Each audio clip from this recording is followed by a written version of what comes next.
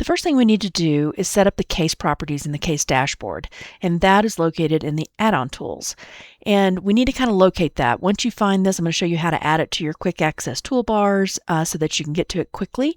But once we find this, that's where you're going to type in all the information that's related to your case. So here we are in the Legacy Acrobat view, and all of your tools are over here on the left-hand side. I can expand this so you can see them.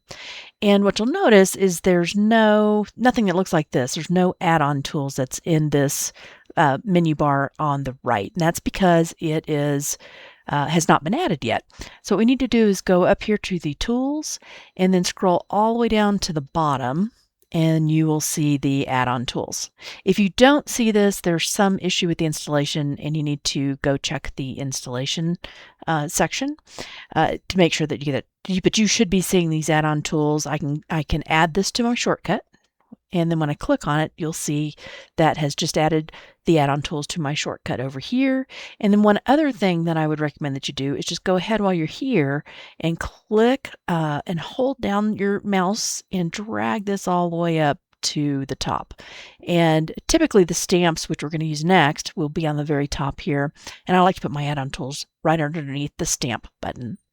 Now the other thing that we can do, I'm going to get back over here to where the document is so I can see this quick access toolbar, is we can add this add-on tools up here to the quick access toolbar as well, because sometimes it's easier just to get to there rather than coming over here and clicking on this add-on tools. So the way that we do that is we right click on this menu, a blank spot on this quick access menu up here, select customize quick tools.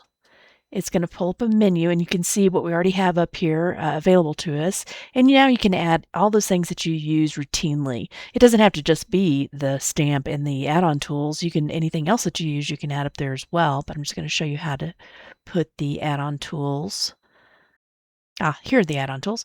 So I select that, and this is showing me which add-on tool I have, and right now I have a style 4 loaded. You may have several different styles that will show up in here. But if I click this little plus button, it's going to add my we call this the Lego block, my dashboard for customizing my case information on my sticker up to the quick access toolbar. So then I can close it out. Oops, actually it's not giving me a good reminder to save. And then now we have this little add-on tools up here in the quick access toolbar. So in either place, what I can do to set my case properties is just click on that little button that is pulling up the only sticker that I have currently installed, which is a style 4. And then this is where I'm going to put all the information that I want to appear on my sticker. Now you only have to do this one time per case once you set it for the case. You don't have to come back in here and do this, but if you're moving on to a different case and you need a different name and cause number and prefix and starting number, this is where you will do that.